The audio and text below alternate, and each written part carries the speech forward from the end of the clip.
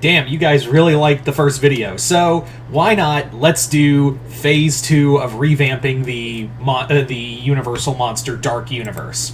So, like I said in the first phase, phase 1 was all about, the monsters are. This is set during an 1800 nebulous 1800s era, Victorian style Europe, and the first phase was all about monsters in the shadows. The first ones being Hunchback, Frankenstein, Dr. Jekyll and Mr. Hyde, the Phantom, and phase 1 ends with Dracula revealing that he's putting together an army of monsters.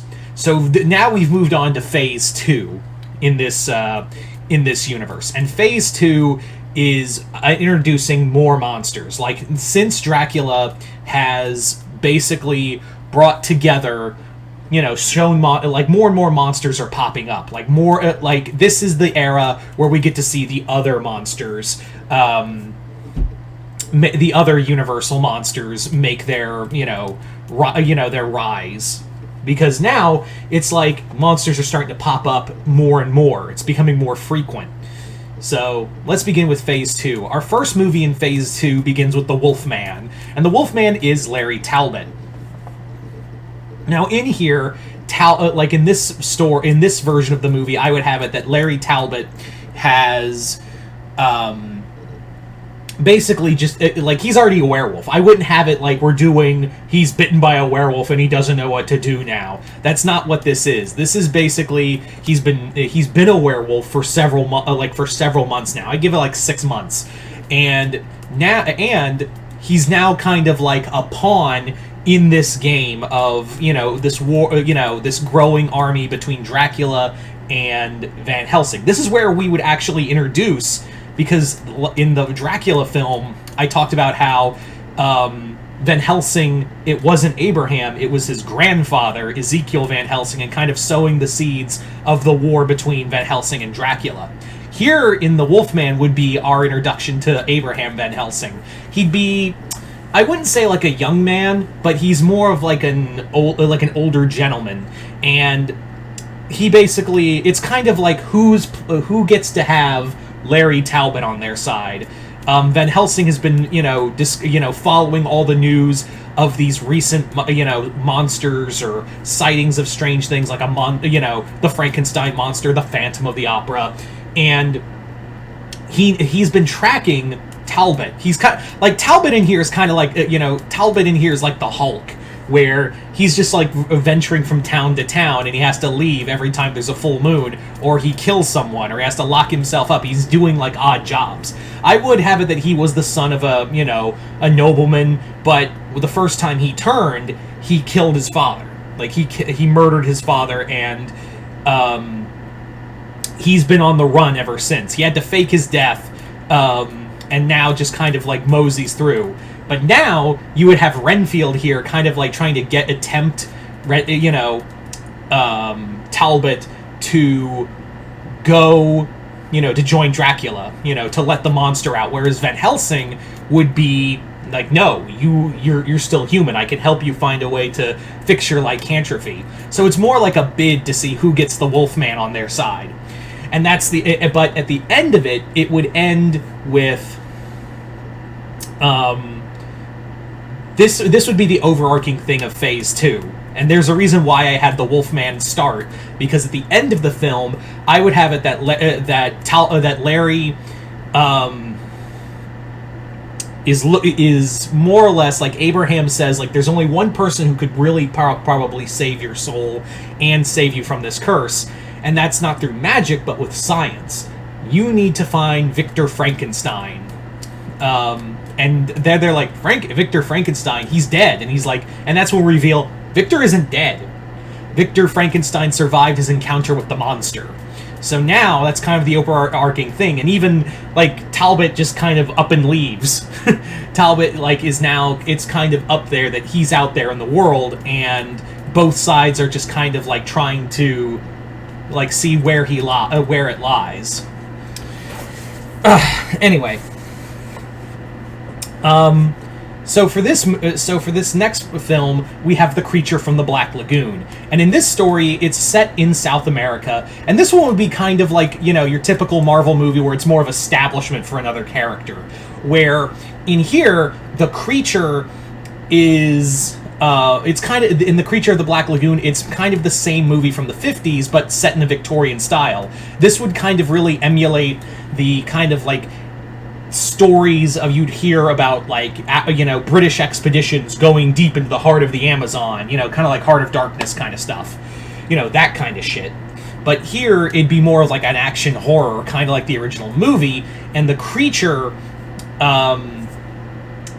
would survive at the end of the film, obviously, and that's kind of like we've established the creature. He's over there. Next film on our list is in our next film, although I would say, backtracking to Creature from the Black Lagoon, I will say that for here, The Creature from the Black Lagoon would be, it'd be really hard because you just can't copy that same iconic look of the Gill Man without making it too monstrous or too human. I think the closest we ever got was Shape of Water, but even then. Anyway, so I think what the other thing I would do is that at the end of it, just to kind of like have it kind of like, yeah, we've established the Creature from the Black Lagoon, but I would have at the end that like there's like the people who survived the attack from the creature have returned back to civilization, or just kind of like telling their story, and everyone's like, oh, you're fucking crazy. There's no way. Yeah, sure, it happened. But one of the professors would be met with a scientist who's curious about it, and he goes, you know, and there's also like something they brought back with them, and it's going to play a part into our next film. But what they brought back with them was this thing called monocaine, which in here was a plant that they discovered while in the Black Lagoon, and the professor and the scientist they encounter that was as an associate of theirs is Jack Griffin, the Invisible Man, and that's who we move into with our next film in Phase 2. And Phase 2, we have now, like I said, this is the Invisible Man, and in the Invisible Man movie here, we do see like the Invisible Man like studying after the events of The Creature from the Black Lagoon. He's been called like Jack Griffin is studying the monocaine. He is like trying to figure out a way to use it, but he's running out of funds and he has no test subjects, so uses on that.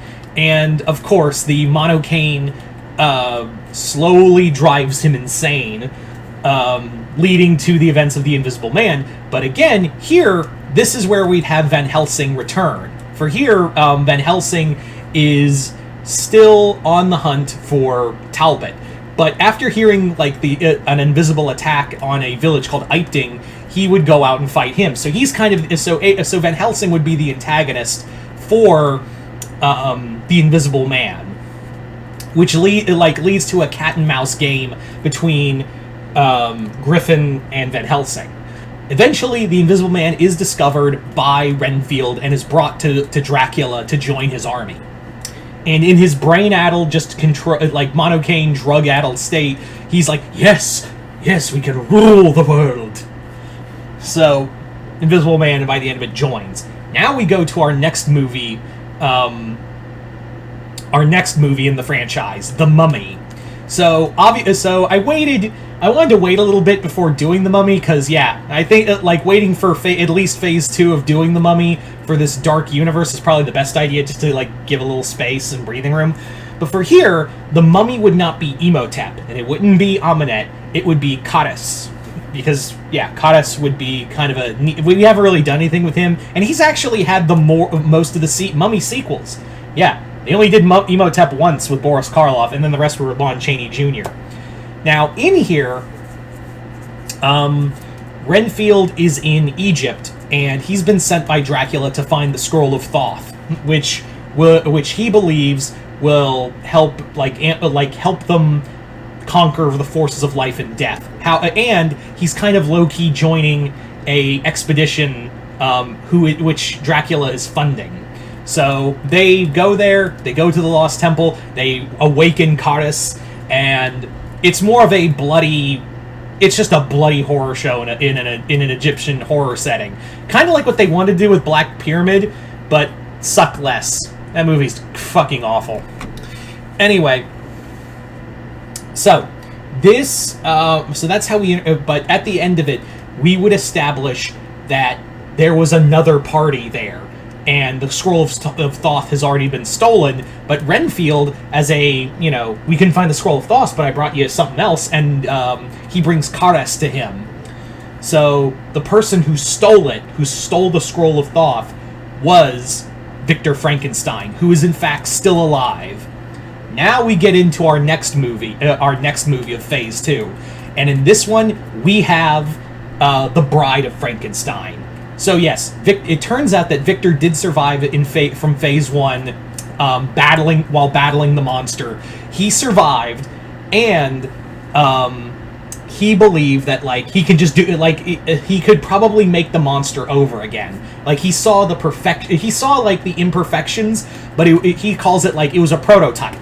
I can do the same thing over again and make it grander. We've gone from, classic Victor Frankenstein to more like Peter Cushing, like Colin Clive, to Peter Cushing Frankenstein, where he's more like, I don't give a shit about anything else, I just give a shit about, you know, making the perfect being. And this time, he's like, I created man once, and then man created from man was created woman.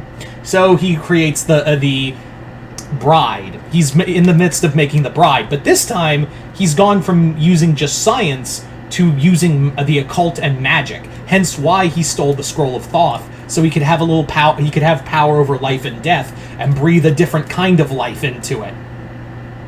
Now, while this is going on, Dracula is pretty pissed off that he didn't get the scroll, so he has sent Renfield and some of the monsters to go find. And even the Frankenstein, like, he sends the Frankenstein monster and Renfield to go get he sends those two to go get that scroll and find out whoever did it. They do discover it's Frankenstein, and the monster's like, oh, I'm gonna fuck him up. I'm gonna kill my father for real this time. But then he discovers that Victor is creating a woman, and he's like, hold on.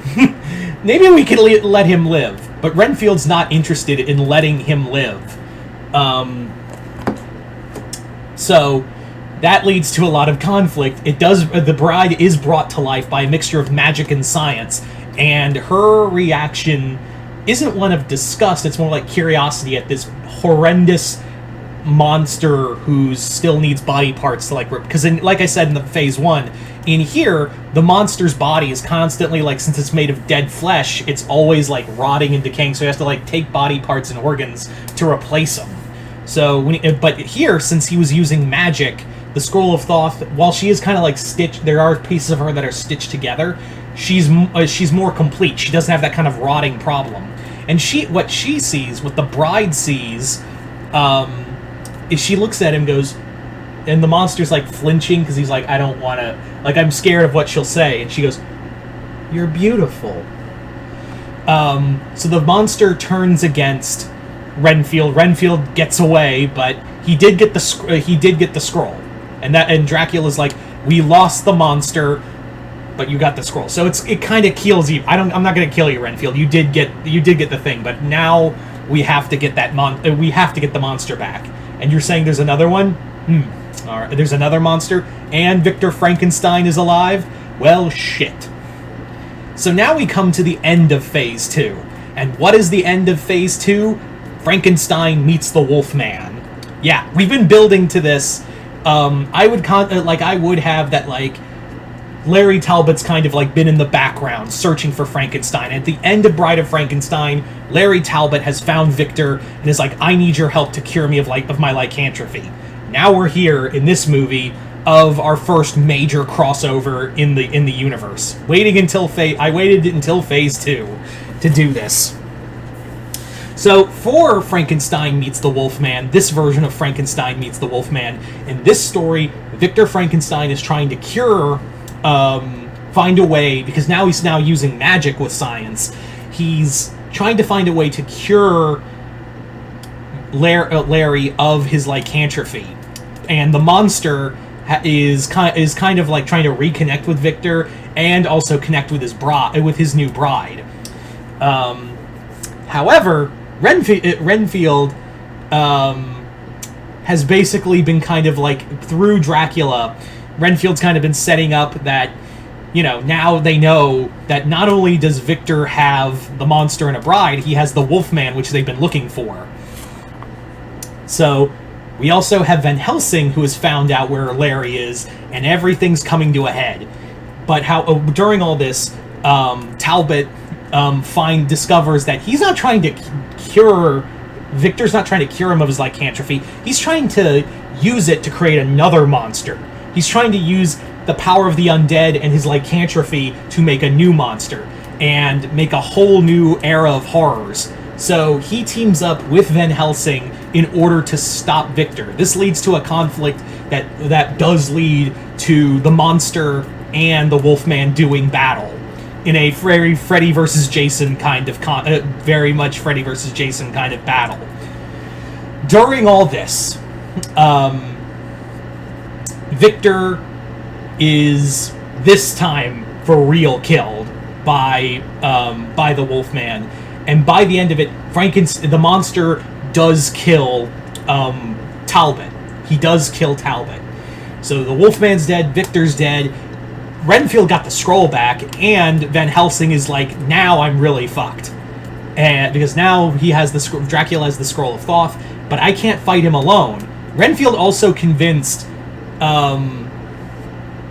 he also convinced the monster and his bride to come back to the fold, because Renfield basically says, you're going to be living in a world that congratulations, you found a wife.